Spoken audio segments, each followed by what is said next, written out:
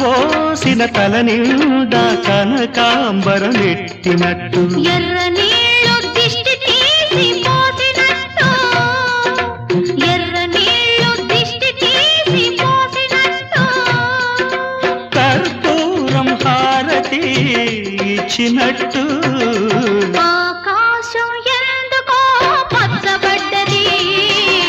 ఆ నడుమ బొట్టేమో ఎర్రబడ్డది వీచే గాలుల తాకిడి సాగే గువ్వల అలజడి రమ్మని పిలిచే పైబడి